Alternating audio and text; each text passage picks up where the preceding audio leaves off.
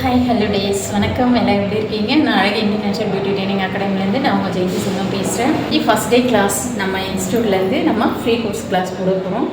வாங்க என்ன கிளாஸ்ன்னு பார்த்துக்கலாம். ஃபஸ்ட்டு ஐப்ரோ கிளாஸ் தான் நம்ம பார்க்க போகிறோம். ஏன் ஐப்ரோக்கு இம்பார்ட்டன்ட் கொடுக்குறோம் அப்படின்னா, ஒரு பார்லர் அப்படின்னாலே ஃபஸ்ட்டு எடுத்த உடனே நம்மளுக்கு ஐப்ரோக்கு தான் கஸ்டமர் வருவாங்க. ஃபேஷியலோ ஸ்பாவோ மற்றது கட்டிங்கு அந்த மாதிரி எல்லாமே அதுக்கப்புறம் தான் வருவாங்க.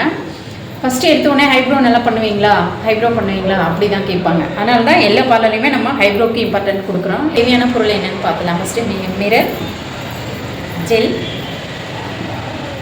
Powder, cotton. இது நார்மல் டால்கம் பவுடர் தான் எடுத்திருக்கேன்.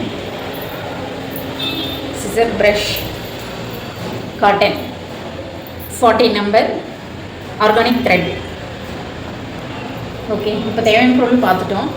இப்போ பவுடர் எதுக்காக அப்ளிகேஷன் கொடுக்குறோன்றதை நம்ம பார்க்கலாம். எடுத்தோடனே நம்ம ஒரு கஸ்டமருக்கு ஐப்ரோ பண்ணுறதுக்கு முன்னாடி நம்ம பவுடர் அப்ளிகேஷன் கொடுப்போம். எதுக்காக நம்ம பவுடர் அப்ளிகேஷன் கொடுக்குறோம் அப்படின்னா, வெளியிலேருந்து வரும்போது ஃபேஸில் ஆயில் தன்மை இருக்கும், டஸ்ட் இருக்கும், வேர்வை இருக்கும். அதனால் நம்மளுக்கு பிசுப்பு தட்டும் ஸ்கின் வந்து. அப்படியே நம்ம வச்சு த்ரெட் வச்சு எடுக்கிறோம் அப்படின்னும் போது அவங்களுக்கு பெயின் அதிகமாக இருக்கும், ஸ்கின் மாறுறதுக்கான வாய்ப்புகளும் இருக்குது. அது வந்து ஸ்கின் ட்ரை ஆகிறதுக்காக தான் நம்ம வந்து பவுடர் அப்ளிகேஷன் கொடுக்குறோம். காட்டனில் தொட்டு நம்ம பவுடர் அப்ளிகேஷன் கொடுக்குறோம் அப்படின்னாலே அந்த இடம் வந்து ட்ரை ஆகிடும். நம்மளுக்கு ஹேர் வந்து பிரித்து ஷேப் பண்ண நம்மளுக்கு வசதியாக இருக்கும். அதுக்காக தான் பவுடர் அப்ளிகேஷன் கொடுக்குறோம். நெக்ஸ்ட்டு ஜெல் பார்க்கலாம். ஜெல் எதுக்காக அப்ளிகேஷன் கொடுக்குறோம் அப்படின்னா, சிலர் வந்து ஹேர் க்ளீன் பண்ணதுக்கப்புறம் நம்ம ஐப்ரோ பண்ணி முடிச்சதுக்கப்புறம் அங்கே வந்து ரெட்டிஷ் ஆகிட்ட மாதிரி ஃபீல் பண்ணுவாங்க. வீங்கிட்டு இருக்க மாதிரி இருக்குது, ரெட்டிஷாக இருக்குது, எரிச்சல் இருக்குது, இப்படியெல்லாம் சொல்ல ஆரம்பிச்சிருவாங்க.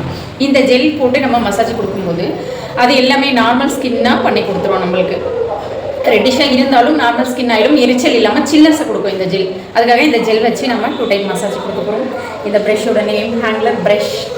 2 டைப்போட மசாஜ் ஸ்டெப் என்னன்னு நான் உங்களுக்கு நெக்ஸ்ட் கிளாஸில் சொல்கிறேன். நான் இப்போ எப்படி ஹைப்ரோ பண்ணலாம் அப்படின்றத பார்க்கலாம். கஸ்டமருக்கும் ஒரே மாதிரி ஷேப் இருக்குமா ஹைப்ரோன்னா? அப்படி இல்லை. சிலருக்கு வந்து ஆர்ச்சி ஷேப் அவங்களுக்கு இயற்கையாகவே இருக்கும், சிலருக்கு ஃப்ளாட்டாக இருக்கும், சிலருக்கு கர்வாக இருக்கும், சிலருக்கு வந்து முடியே இல்லாமலும் இருக்கும். அப்படி இருக்கிறவங்களுக்கெல்லாம் நம்மளோட பார்லரில் அந்த மாதிரி அவங்களுக்கு ஷேப் இட்டு ஹேர் பண்ணி பண்ணி பண்ணி ஹைப்ரோ பண்ணி அவங்களுக்கு க்ரோத்தை வளர வச்சுருக்கோம். நல்லாவே இருக்குது இப்போ ஹைப்ரோ. அந்த மாதிரி முடி இல்லையேன்னு ஃபீல் பண்ணுறவங்களுக்கெல்லாம் கண்டிப்பாக ஹைப்ரோ பண்ண சொல்லுங்கள். க்ரோத் கண்டிப்பாக வளரும், அவங்களுக்கு ஹைப்ரோ ஷேப்பும் நல்லா கிடைக்கும். இப்போது த்ரெட் வச்சு எப்படி ஹைப்ரோ பண்ணுறதுன்னு பார்க்கலாம். நான் இப்படி ரைட் சைட் பண்ணிக்கிறேன். உங்களுக்கு லெஃப்ட் சைட் தான் பாட்டை வருது அப்படின்னா லெஃப்ட் சைடும் ஓகே தான்.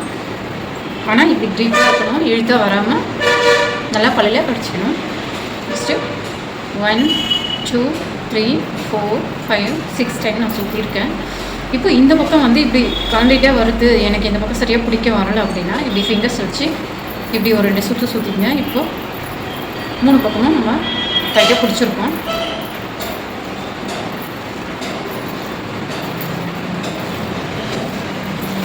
இந்த மாதிரி பண்ணிகிட்டே இருக்கும்.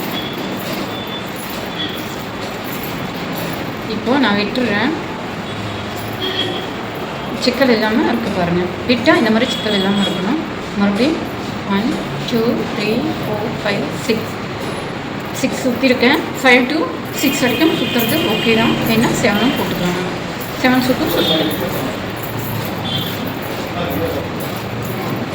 இப்படி முதல்ல கையில் ப்ராக்டிஸ் பண்ணுங்கள். ஐப்ரோ ஷேப் எப்படி இருக்கும், நம்ம எப்படியெல்லாம் பண்ணலான்னு பார்க்கலாம். இப்படி நார்மலாகவே சிலருக்கு ஆர்ச்சி வரும், சிலருக்கு இப்படி நேராக அப்படி ஃப்ளாட்டாக இப்படி இருக்கும், சிலருக்கு இப்படி கர்வாக எப்படி இருக்கும்.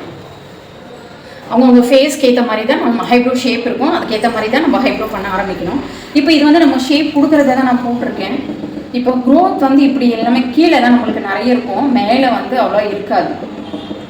நம்ம எப்போவுமே இப்படி ப்ராடாக இருக்கிறத எப்படி நம்ம ஹைப்ரோ பண்ணி ஷேப் கொடுக்கணும் அப்படின்னா, கொஞ்சம் கொஞ்சமாக நம்ம கீழே இருந்து இப்படி எடுத்துகிட்டு போகிறோம். கீழே இருந்து கொஞ்சம் கொஞ்சமாக எடுக்கிறோம். அவங்களுக்கு என்ன மாதிரி ஷேப் ஆர்ச்சி ஐயா வேணும் அப்படின்னா அவங்களுக்கு இந்த மாதிரி கையாக கொடுக்கணும்.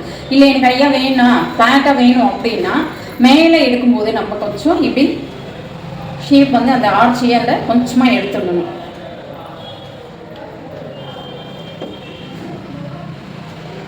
இப்படி கொஞ்சம் கொஞ்சம் கொஞ்சம் கொஞ்சமாக பண்ணி தான் நம்ம ஷேப் எடுக்கணும். ஐப்ரோ வந்து இந்த மாதிரி ப்ராடாக இருக்குன்னு வச்சுக்கோங்க. இது எப்படி நம்ம ஷேப் கொடுக்குறதுன்னு பார்ப்போம். இப்போது இங்கேருந்து பார்த்தீங்கன்னா முடி வளர்ச்சி இப்படி நேராக இருக்கும், நேராக இப்படி மேலெல்லாம் வளர்ந்துருக்கும். இதுலேருந்து பார்த்தீங்க அப்படின்னா இப்படி இப்படி வரணும், இந்த நீட்டில் வளரும். இப்போ இந்த பக்கமும் வளர்ந்துருக்குன்னு வச்சுக்கோங்க. இப்படியெல்லாம் ஒரு ஐப்ரோ ப்ராடாக இருக்குது, இப்படி வளர்ந்துருக்கு அப்படின்னா, லென்த்தாக இருக்குது அப்படின்னா, இந்த ஹைப்ரோ நம்ம எப்படி பண்ணலாம் அப்படின்னா, இப்படி குட்டி குட்டி குட்டியாக கீழே இருந்து நம்ம முதல்ல அவங்களுக்கு ஷேப் கொண்டு வரோம்.